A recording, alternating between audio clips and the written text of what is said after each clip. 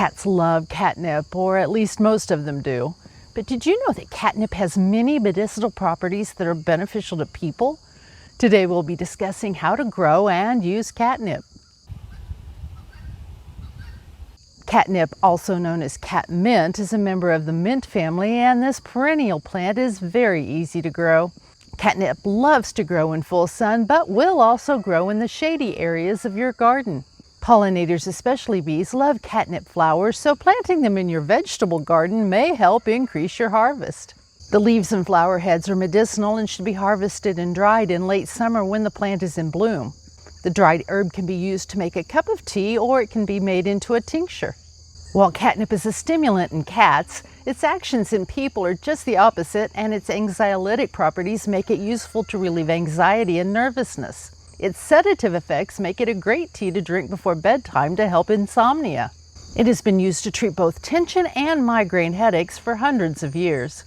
Many mints are excellent for easing GI issues such as stomach upset, excess gas, and stomach cramping, including colic in babies, and catnip is no exception.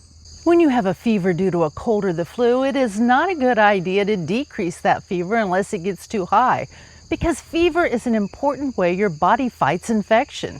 Bacteria and viruses that cause infections can't survive at high body temperatures, so it's best to support a fever rather than try to bring it down.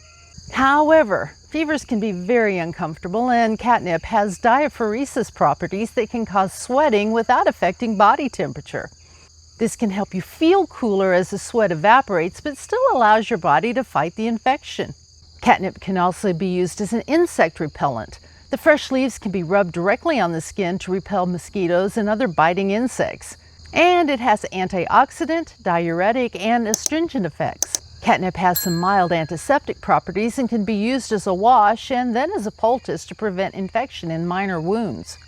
Up to 3 times a day, adults can drink a cup of catnip tea that's been prepared by using 1 to 2 teaspoons of dried catnip, covered and steeped in a cup of just boiled water for 10 to 15 minutes. An average size adult is about 150 pounds, and you can give a child the equivalent amount appropriate for their weight.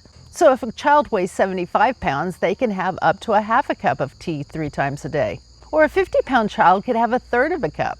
Just divide the child's weight by 150 to get the correct amount. When treating an infant with colic, ask your healthcare provider about giving them 1 teaspoonful of tea up to 3 times a day. The tincture dose for adults is 1/2 to 1 teaspoonful up to 3 times a day.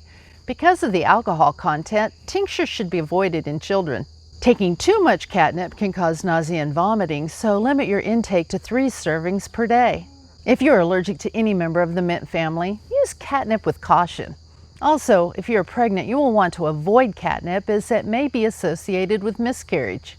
If you're on any prescription medications that cause drowsiness, you'll probably not want to use catnip because its sedative properties may cause extreme drowsiness.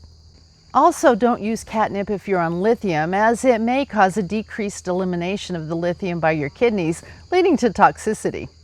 Finally, if you're on any prescription medications, check with your healthcare provider to make sure catnip is safe for you to use.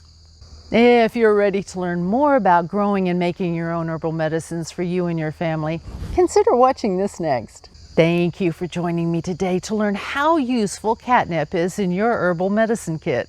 Stay healthy, support that fever, and have a blessed week.